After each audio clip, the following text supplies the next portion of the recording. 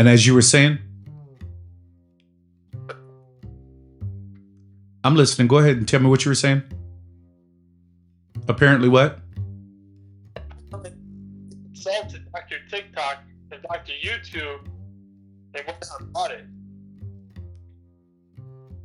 You believe she consulted Dr. TikTok and Dr. YouTube and bought the stuff, and that's where she got the idea, you think?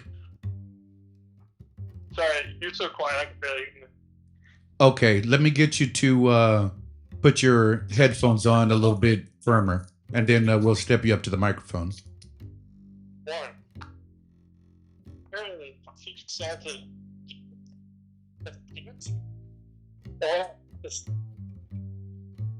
I'm sorry, say that one more time, please.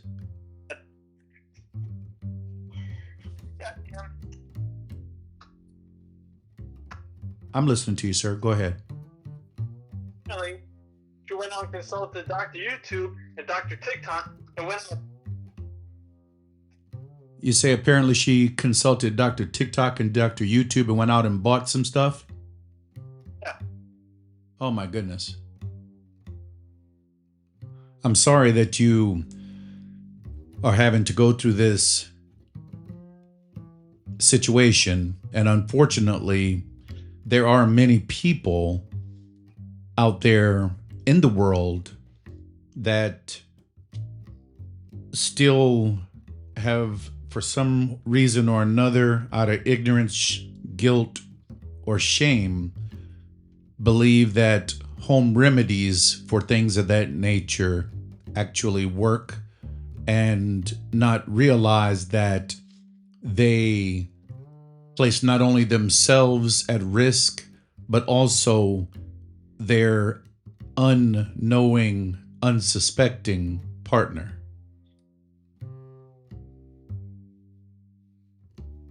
And there is something else you need to understand. When someone grows up carrying shame that was never theirs, they often grow up without the language, the education, or the confidence to care for their own body in ways that feel grounded and safe. You see, shame creates silence. Silence creates ignorance. And ignorance creates vulnerability. Not just to people, but to information. In a world where answers are now found in 30-second videos and trending hacks, it's easy for someone who already feels embarrassed or confused about their body to turn to the internet instead of turning to someone who can truly help.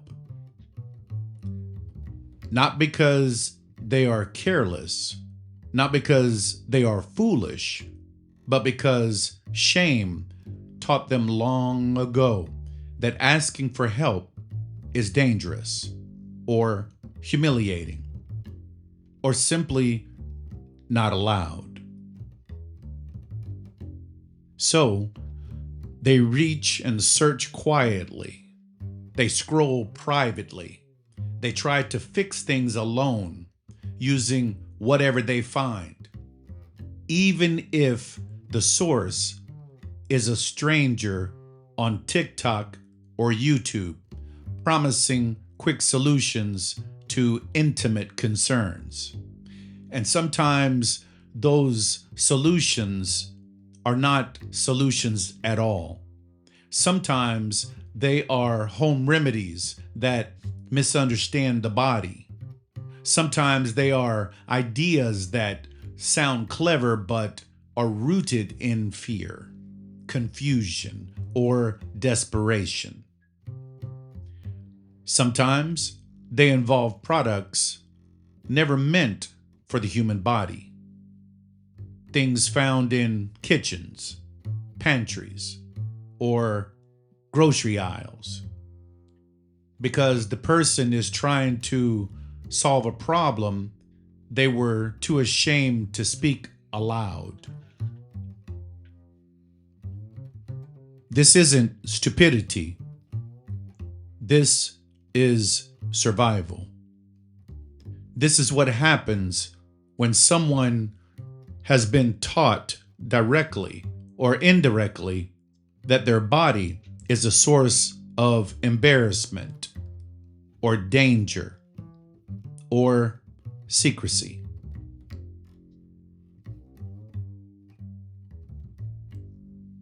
And your role, now that you hold her story, is not to judge these choices, not to mock them, not to shame them further.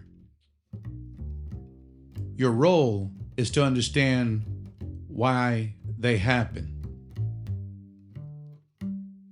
Because when someone has lived through overwhelming experiences, they often learn to handle everything alone. They learn to hide their questions. They learn to mistrust their own instincts. They learn to rely on whatever information feels accessible, even if it comes from a screen, instead of a safe, informed source.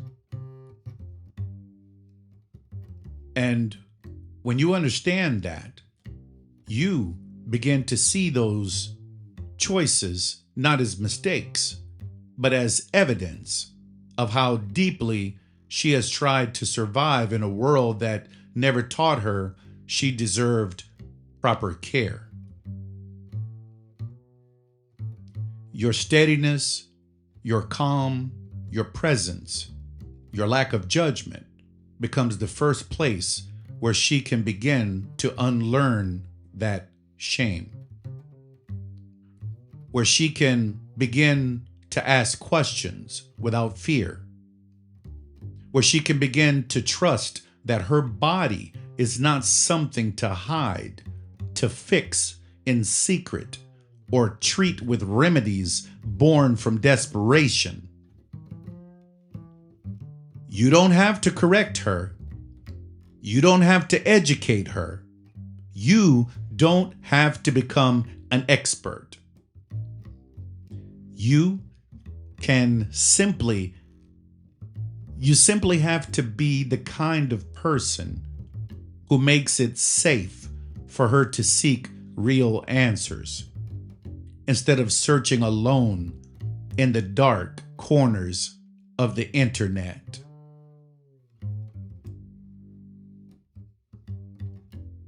You know, when someone finally places a piece of their past in your hands, especially a piece they've guarded for years, it changes the air around you.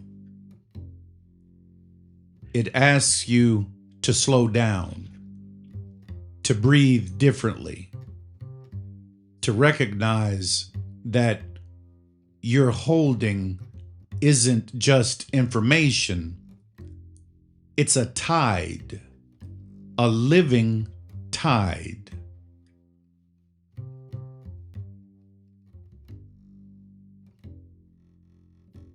And tides, as you may have noticed, don't crash all at once.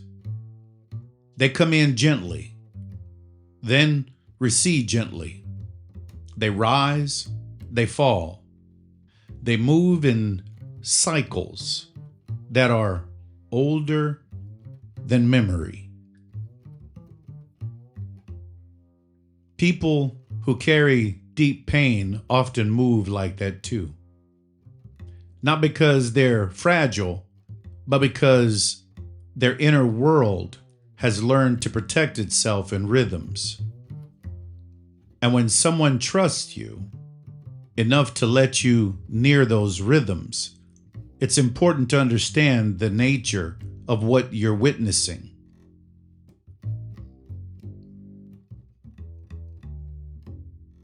You have to understand, there is an ebb,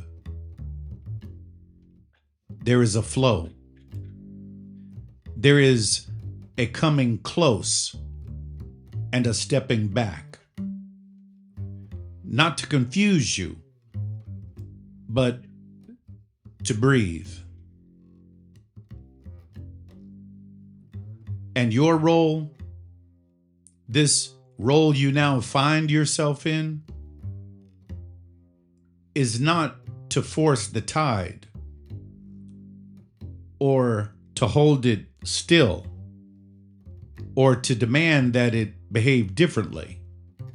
Your role is to recognize the sacredness of the movement, to understand that safety is created not by intensity, but by gentleness, by allowing things to rise only as far as they need to, and then letting them settle again. You see, people who have carried heavy histories often need space to decompress, even from their own memories. They need moments of lightness, of laughter, of simple human warmth, not because humor trivializes anything, but because it reminds the body that not every moment is danger. Sometimes a smile is the first doorway back into the present. And you, whether you realize it or not, are now part of the environment she is learning to breathe in. That's why steadiness matters. Not perfection, not answers, just steadiness. There are seasons in this kind of journey. Times of growth, times of change, times of grief, times that feel like standing at the edge of an abyss, unsure of what comes next. Every human being meets those seasons eventually.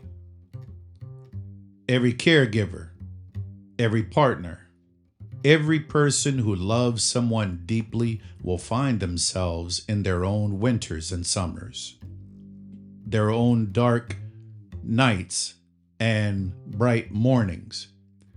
And the people who learn to move through those seasons without shame, those are the ones who become thrivers.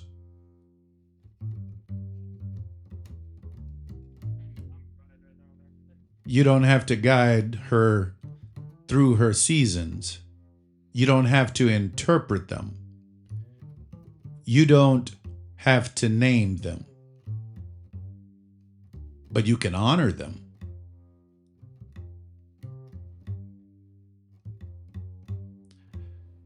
You can understand that when someone has lived through overwhelming experiences, their reactions are often human responses to inhuman circumstances, not flaws, not failures. Human responses. And when you see her through that lens, through the lens of humanity rather than pathology, you help dissolve the shame that so often clings to old wounds. You become a place where she doesn't have to hide. And that is sacred.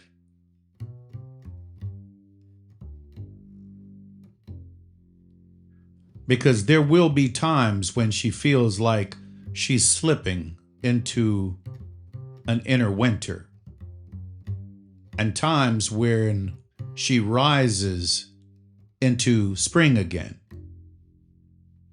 Times when she feels small, not because she is small, but because old memories pull her backward after a moment.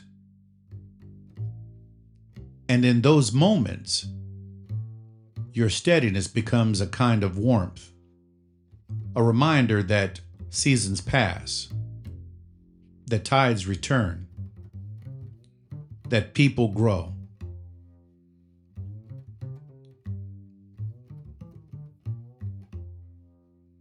You are not her healer. You are not her therapist. You are not responsible for her past. But you are someone she trusted with her truth. And that trust is a living thing, a delicate thing, a thing that asks you to move with awareness, with respect, with the understanding that what she shared with you is part of her deepest landscape.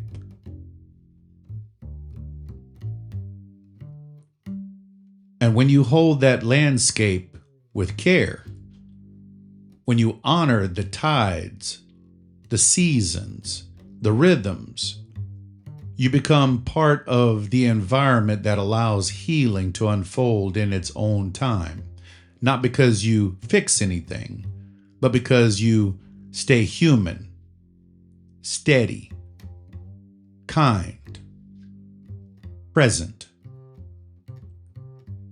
And that, my friend, is the quiet power of the role you now hold.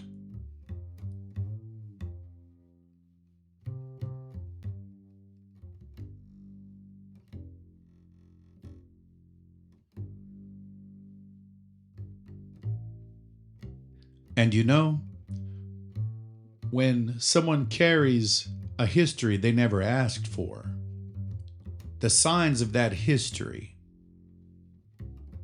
don't always appear in straight lines. They don't announce themselves. They don't form neat patterns. In fact, they often contradict each other. That's the nature of trauma.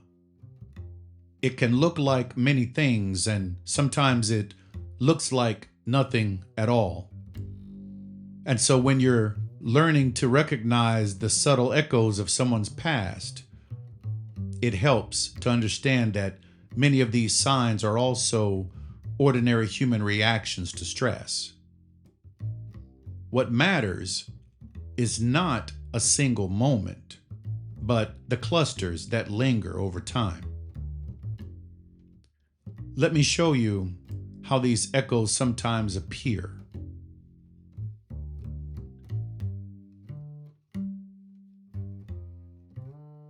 Sometimes they show up in the dark, in the night. Like what you've been telling me has been happening in your situation with your partner. In the way a person hesitates to be alone after dark. In the way sleeping alone feels unsafe, even if they can't explain why.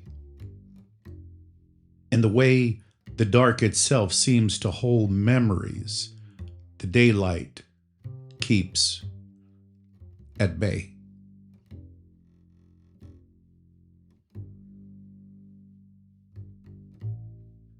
You might notice nightmares, dreams filled with pursuit or powerlessness, or the sensation of being trapped.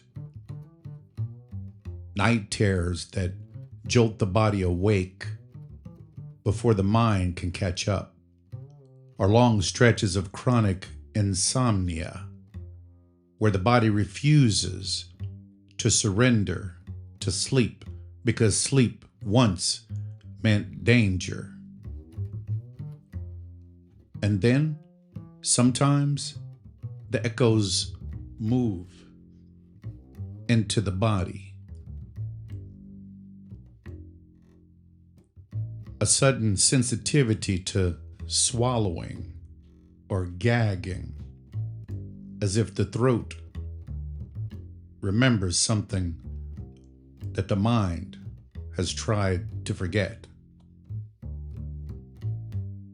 A discomfort with water on the face, bathing, or showering, because the sensation triggers something deep and wordless. Feelings of suffocation. Yes, feelings of suffocation that come out of nowhere, or a sense of being disconnected from one's own body, as though the body is a place they visit rather than a place they live.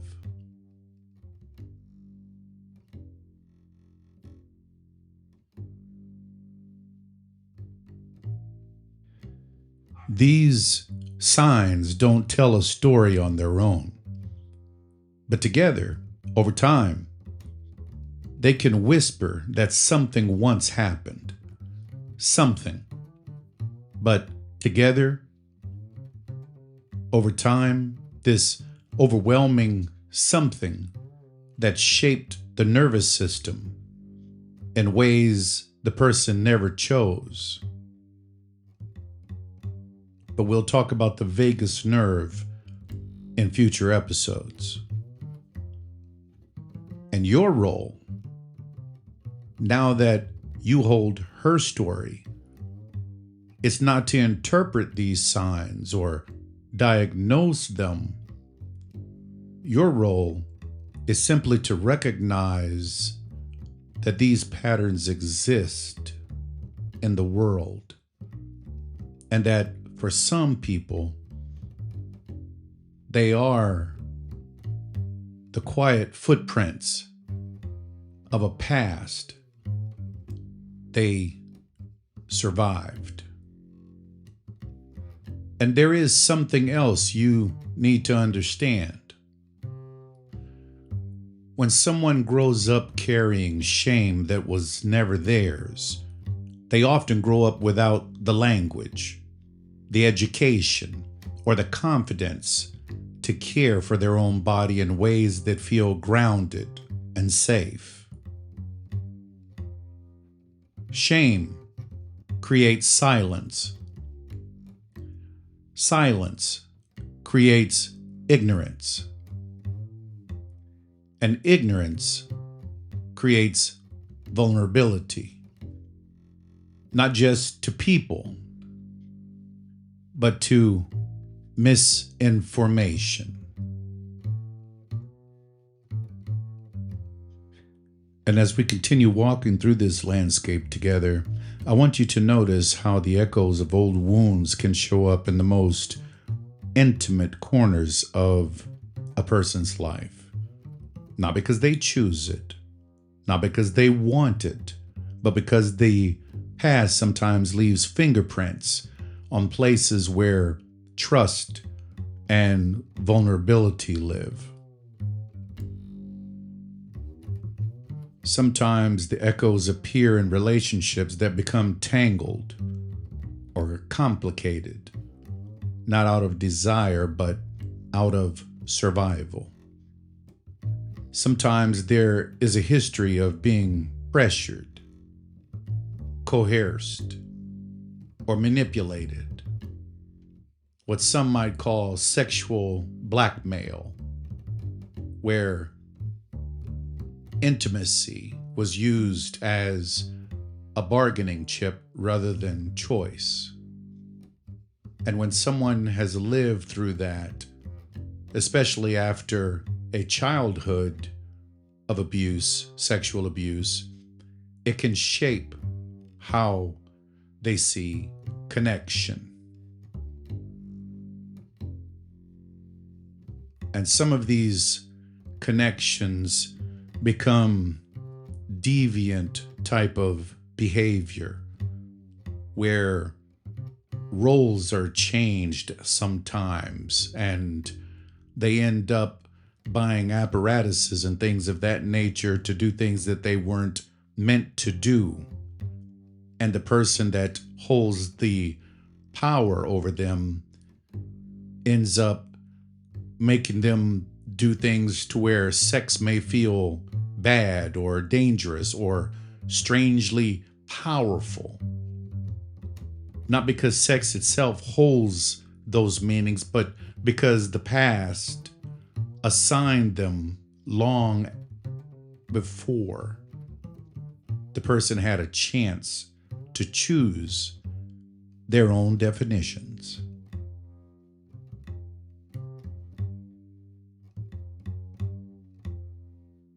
There can be confusion about identity, especially when the harm came from someone of the same sex.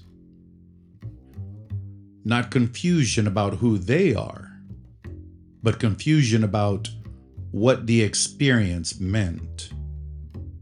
Because the body and the mind don't always agree on the story.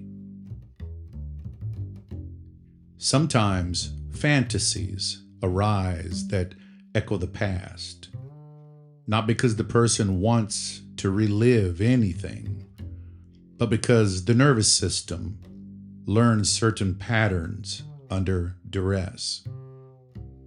And with those fantasies can come shame. Shame about arousal. Shame about desire. Shame about the themes that surface without any invitation. Arousal can become intertwined with fear, with guilt, with powerlessness, or with the need to feel powerful. Not because the person is broken, but because their body once learned to survive in ways that didn't match their heart. And then there are the emotional echoes. Sometimes a person may struggle with dark thoughts, especially in childhood, when they had no words for what they were feeling. Sometimes there are long seasons of sadness or worry. Sometimes fears grow large, especially in children who had no safe place to put them.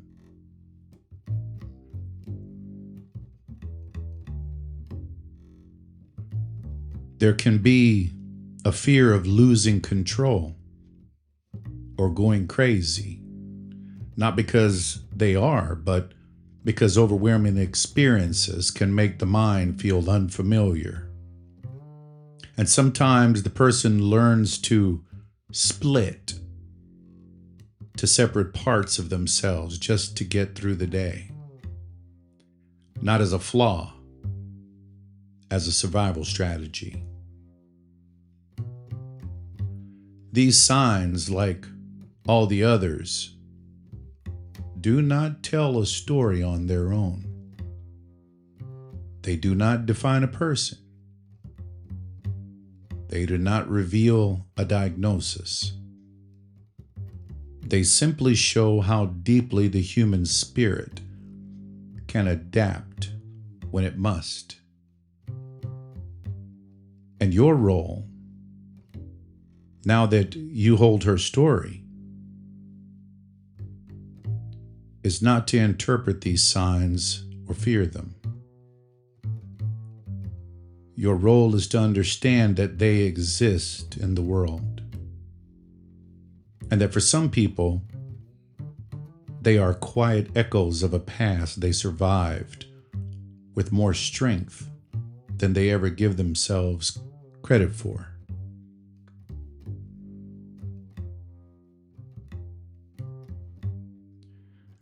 And as we walk a little further into this landscape, I want you to Notice how the echoes of old pain doesn't always speak through words. Sometimes they speak through the body. Sometimes through habits. Sometimes through choices that don't make sense to anyone around them, and certainly not to their partner, until you understand the history beneath them. You've already seen how the body can tighten, flinch, or disconnect. But there are other ways the body tries to cope. Ways that can look confusing from the outside. Sometimes a person stops listening to their own body signals.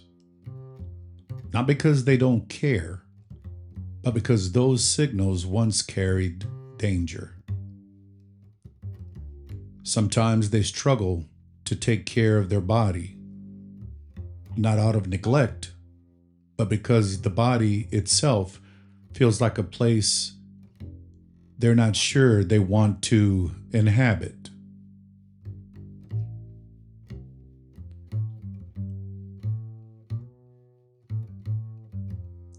You may notice a distorted sense of body image or attempts to manipulate body size, shrinking, expanding, hiding,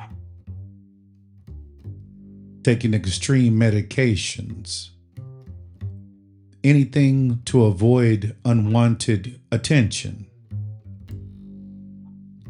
But then sometimes they may do things to obtain attention that ultimately they discover they didn't truly want. Clothing that obscures the body, clothing that overemphasizes it, clothing that feels incongruent with the moment. You see, these choices aren't about fashion, they're about safety or the memory of needing safety. Sometimes the body goes numb. Sometimes movement becomes limited, especially in spaces where vulnerability is present.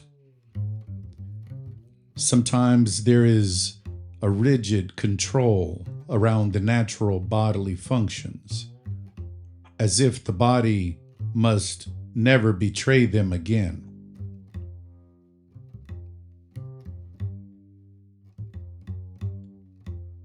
And then there are body memories. Sensations that arise without context, without warning, without a clear source. The body remembering what the mind has tried to forget. And you may have noticed even relaxation can feel threatening.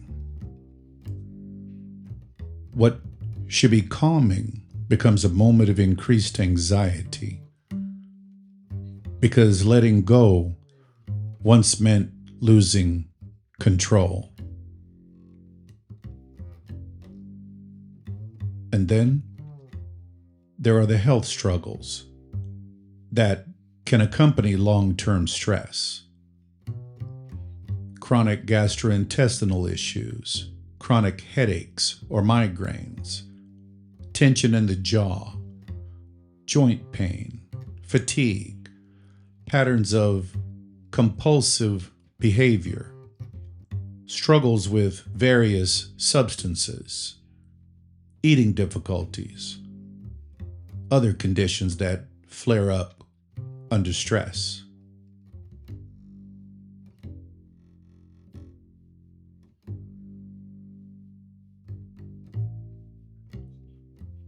None of these signs tell a story on their own, but together they can whisper that the body has been carrying more than it was ever meant to hold.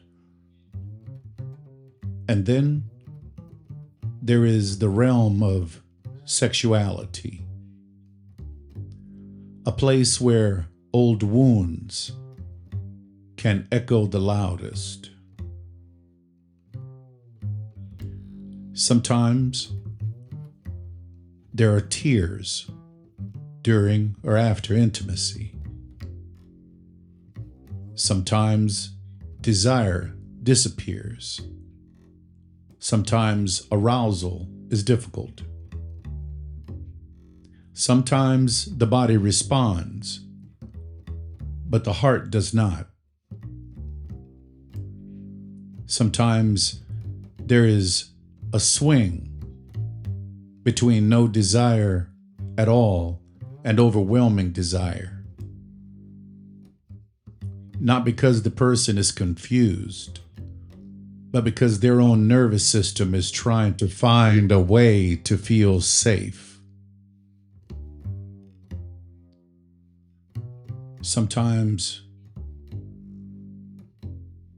there can be feelings of shame, feelings of being dirty, patterns of seeking connection in ways that don't nourish, anonymous encounters, sexual codependency, or erotic patterns that echo the past, not because the person wants them, but because the body learned them long ago. These signs are not judgments. They are not definitions. They are not conclusions. They are simply the many ways a human being adapts to experiences that were never theirs to carry. And your role, now that you hold her story, is not to interpret these signs or to fear them. Your role is to understand that they exist in the world, and that for some people, they are the quiet footprints of a past they survived.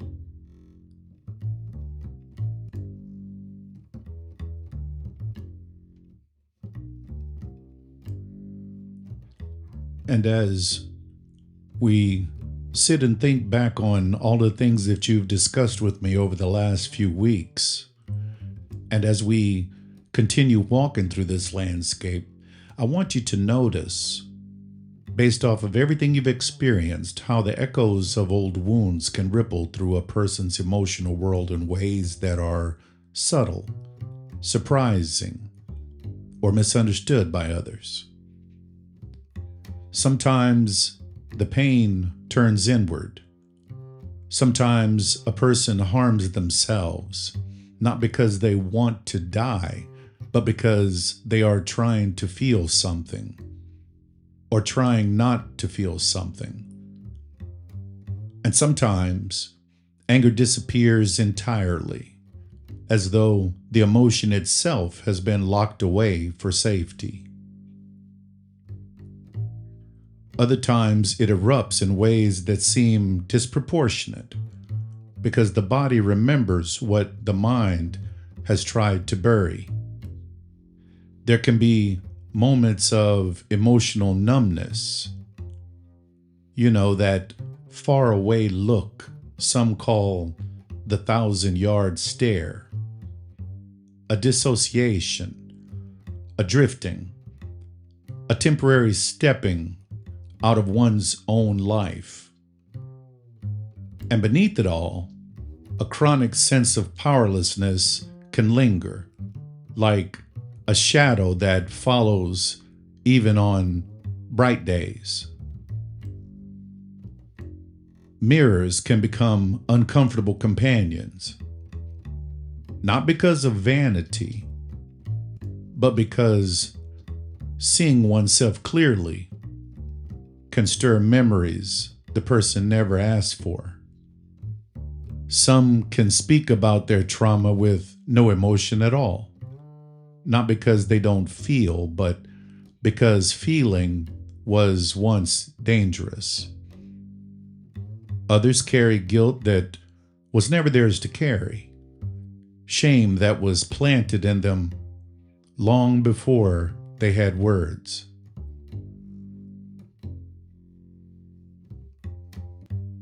There can be a shift when their own child reaches the age they were when the harm occurred, a sudden nervousness, numbness, or sadness that seems to come from nowhere. Sometimes emotions follow seasonal patterns, not tied to the weather, but to anniversaries. The body remembers even when the mind does not. And during stress, a person may feel very young again, not childish, but returned to the age when the world first became unsafe.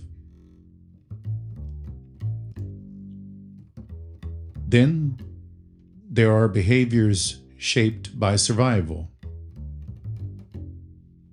Some people feel extreme discomfort around losing control. Some try to become invisible.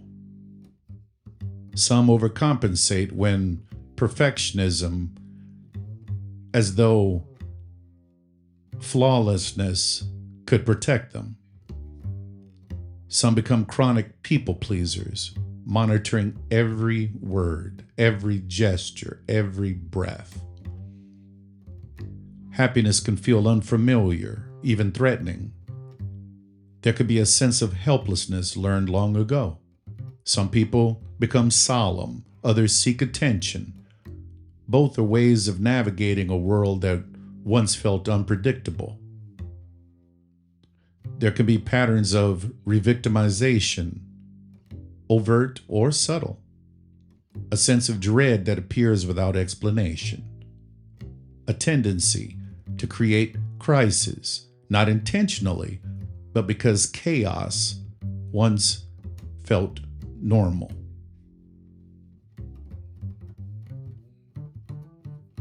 And hypervigilance may show up, a strong startle response, maybe when you try to hug them in the middle of the night, or parenting that becomes intensely protective. Some avoid risks entirely. Others take too many. Some avoid making noise when crying or laughing, as though silence once kept them safe. There can be hiding behaviors, even in safe places. Difficulty concentrating, gaps in memory, dissociation, phobias that seem unrelated to present life, fears of suffocation, fears of harm, a chronic lethargy that feels like the body is carrying too much for too long. And then there are spiritual echoes. Some cling tightly to rigid beliefs.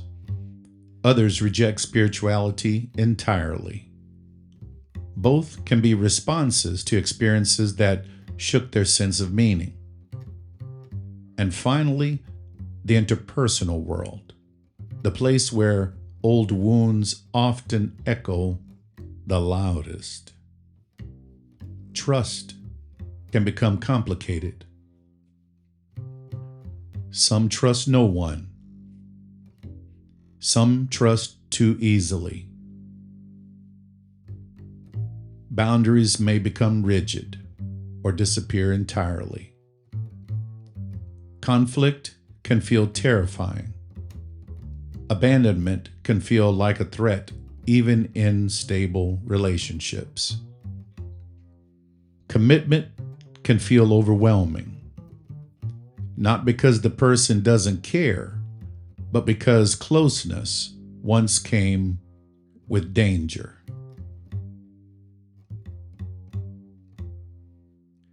These signs, like all the others, do not define a person. They do not reveal a diagnosis, and they do not tell a complete story. They are simply the many ways a human being adapts to experiences that were never theirs to endure. And your role, now that you hold her story, is not to interpret these signs or fear them. Your role is to understand that they exist in the world, and that for some people, they are the quiet echoes of a past they survived with extraordinary strength. And as we walk even deeper into this landscape, I want you to notice how the echoes of old wounds can shape the way a person moves through relationships, not because they want to repeat the past, but because the past once taught them what normal looked like. Sometimes there is a theme of powerlessness woven into their choices, not because they were weak or are weak, but because power was once taken from them, and the nervous system learned to expect that pattern.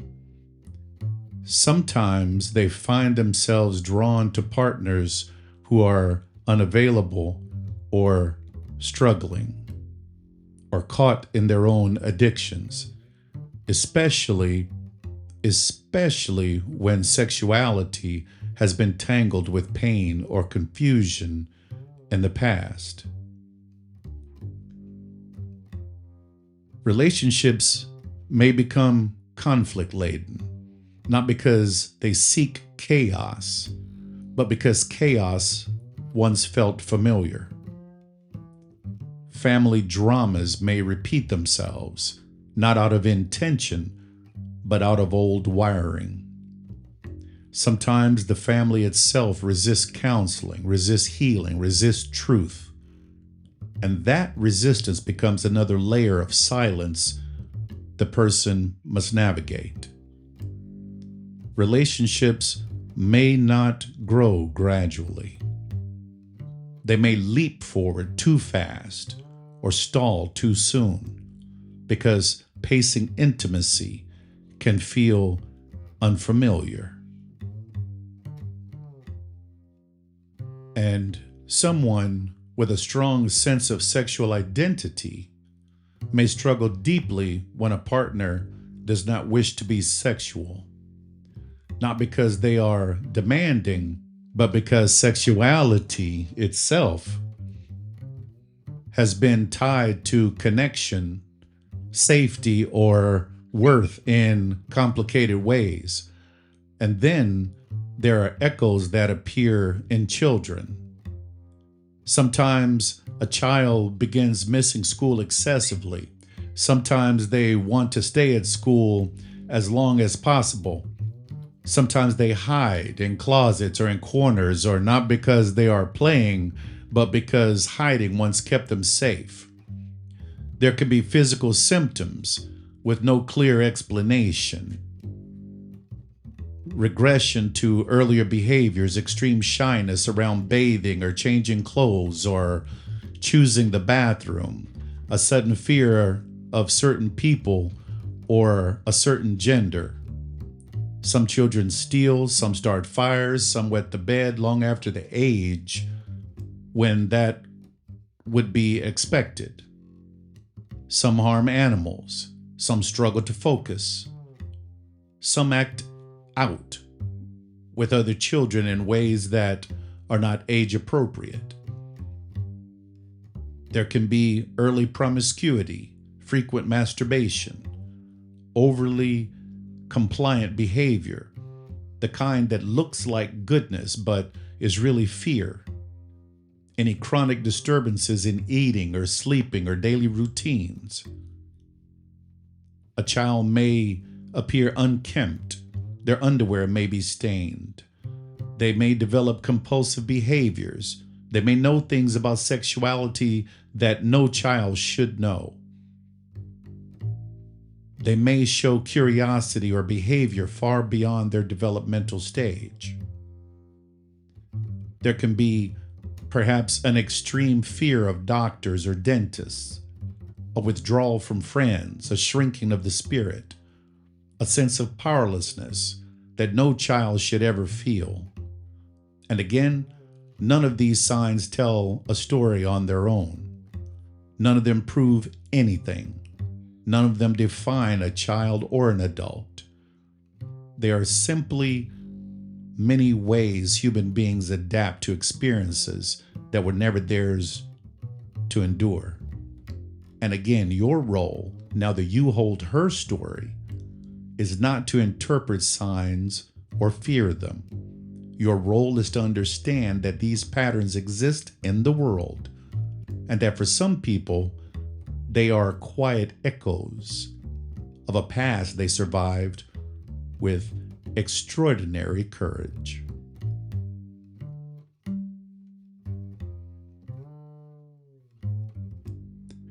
You know, as we come to the end of this 13-episode journey, there is something quietly beautiful about the number itself, 13. A number of people have misunderstood, feared, or dismissed, much like the stories we've explored together. But when you look at a clock, any clock, you'll notice something. The 12 numbers form a circle, and yet the space between them, the space that completes the cycle, is the unmarked place where the 13th moment lives. The moment that isn't written, but it's always present. The moment that reminds us that life is more than what we can see. And perhaps that is the deeper truth of healing. The body speaks. The mind remembers. The spirit listens. And somewhere in the spaces between then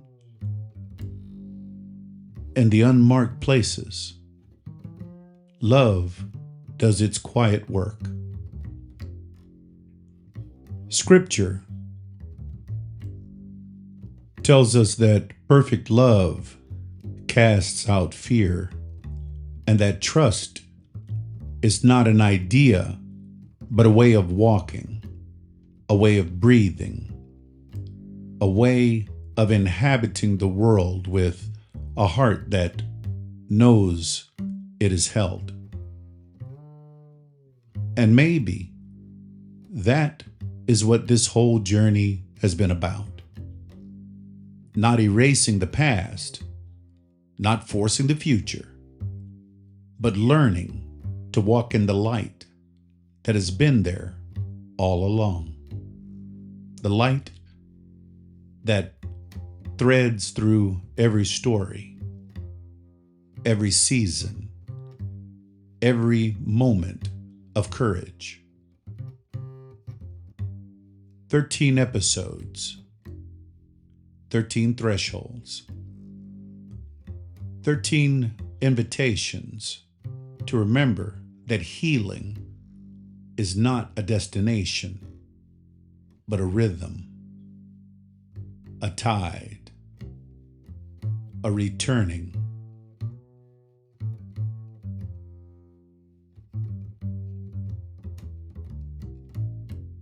And as you continue forward, you may find that certain moments in your day, a glance at a clock, a pause between breaths, a quiet turning of your attention, remind you of what you've learned here.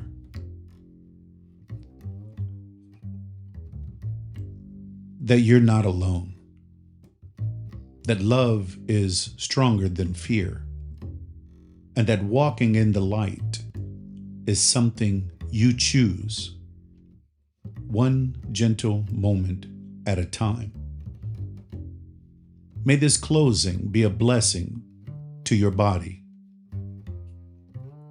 a grounding to your mind,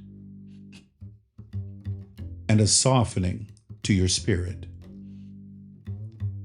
And may the truth you've gathered here continue to unfold in ways that bring peace, clarity, and a deeper sense of being held by something greater than yourself.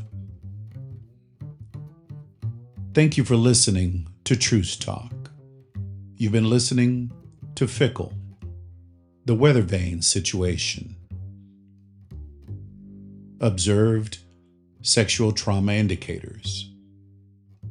I'm Lenzy, your certified clinical hypnotherapist and certified hypnosis instructor. If you're interested in learning the Truth Talk hypnosis method and becoming a certified hypnotist or hypnotherapist, please drop me a line. Until then, I'll see you in the next episodes. Always honor your body. Be kind to your mind, and let your spirit be free.